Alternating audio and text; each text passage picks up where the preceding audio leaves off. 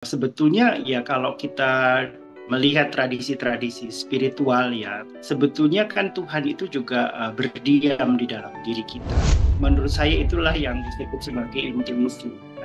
Karena intuisi ini berbeda sekali dengan suara hati biasa ya. Jadi dia kadang-kadang sifatnya seperti guru begitu. Kadang kalau misalnya saya melakukan satu kesalahan tertentu begitu, dia bisa memberi nasihat. Karena memaafkan itu untuk dirimu sendiri, bukan untuk menyenangkan orang itu, tapi untuk kedamaian hatimu, untuk kesehatanmu. Jadi mau nggak mau ya kamu harus memilih untuk memaafkan, walaupun itu sakit, walaupun itu nggak enak.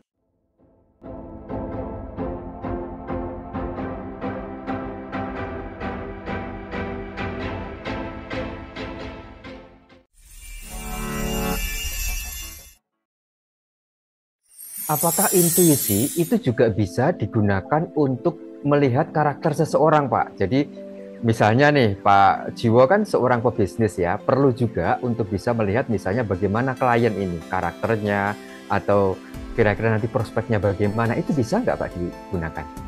Oh bisa sih, di dalam pengalaman saya biasanya, makanya saya yang biasanya langsung ketemu dengan rekanan ya, dengan maklon, dengan supplier, karena saya juga membuat judgement tentang mereka.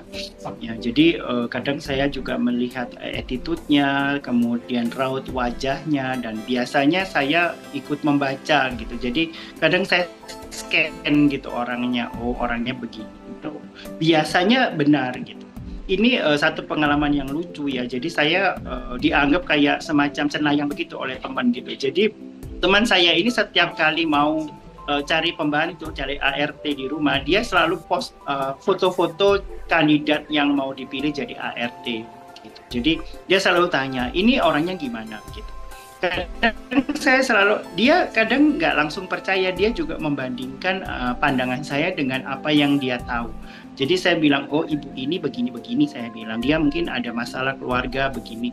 Dia bilang, oh ya benar, ini memang lagi problem nih sama keluarganya begini. Ya udah, jangan diambil, saya bilang. Nah, karena kalau kamu ambil nanti ini pasti minta pulang cepat. Benar, setelah ternyata beberapa hari setelah direkrut, minta pulang. Yang terakhir itu kemarin saya merasa bagus dengan kandidatnya. Saya bilang, ini bisa kerja, kamu ambil.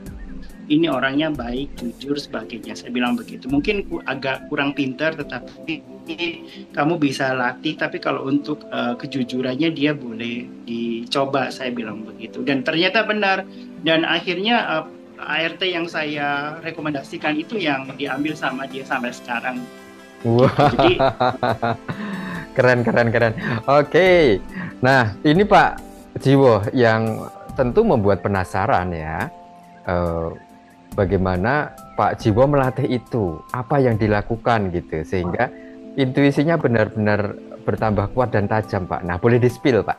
ya, jadi sebetulnya ada yang saya latih ya. Jadi bukan pernafasan atau apa, tetapi semacam komitmen bagi diri saya sendiri. Pertama adalah saya jujur dengan diri saya sendiri.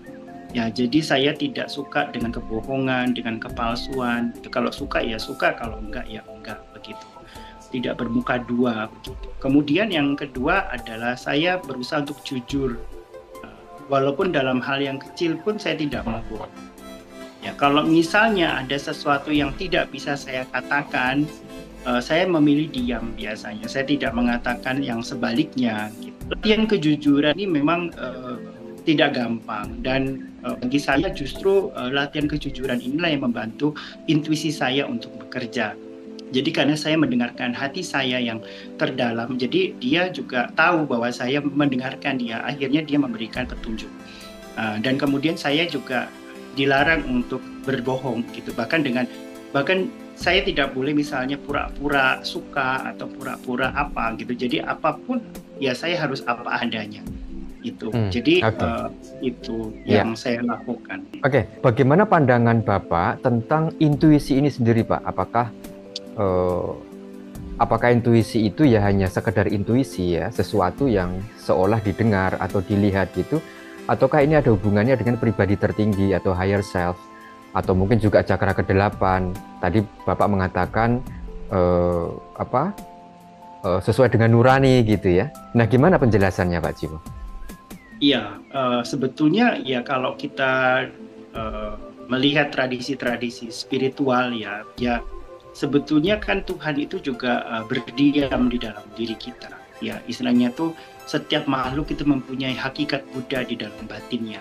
Dan hakikat Buddha inilah sebetulnya yang memantulkan cahaya ke dalam diri kita dan menunjukkan melewat intuisi itu. Jadi itu semacam satu kebijaksanaan murni yang tidak dipengaruhi oleh pikiran. Jadi benar-benar muncul seketika pada saat itu tanpa kita undang atau tanpa kita inginkan. Jadi ya saya merasa bahwa ya itu mungkin di dalam bahasa-bahasa tradisi yang lain itu bisa disebut sebagai bimbingan Roh Kudus atau apa begitu kan.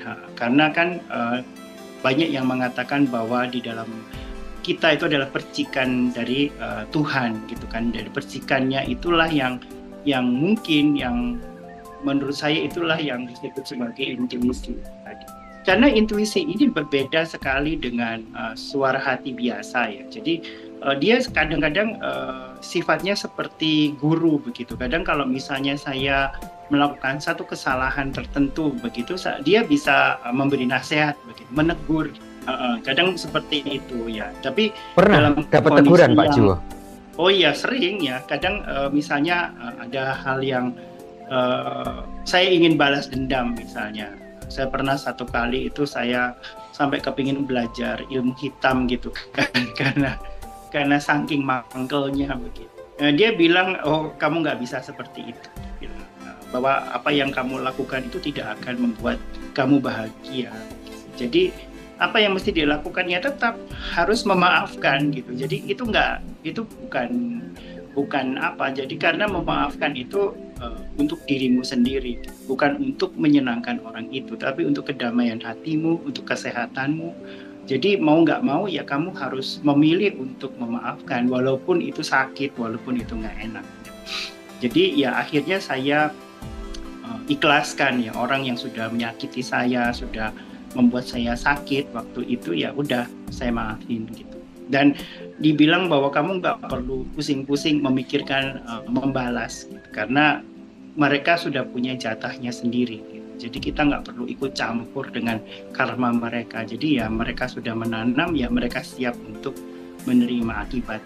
Oke, jadi untuk bisa mempertajam dan memperkuat intuisi itu ya nggak bisa hanya dengan bermain logika ya Pak ya, tetapi wadah dan tubuh spiritual kita itu juga perlu diperbaiki sehingga kita layak untuk menerimanya, kita juga pantas untuk bisa memiliki kemampuan seperti itu ya.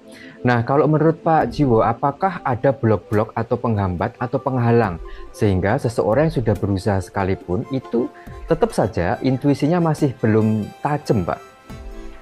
Gimana pandangan Pak Jiwo? Ya, biasanya yang paling susah itu adalah jujur bahkan dengan diri sendiri. Nah, kadang orang itu suka ingin diterima oleh orang lain dengan memakai topeng.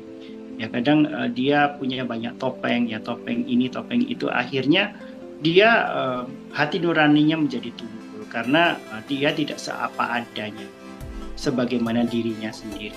Memang tidak gampang Pak, karena pada saat kita membuka diri kita seapa adanya, itu tidak semua orang bisa menerima diri kita.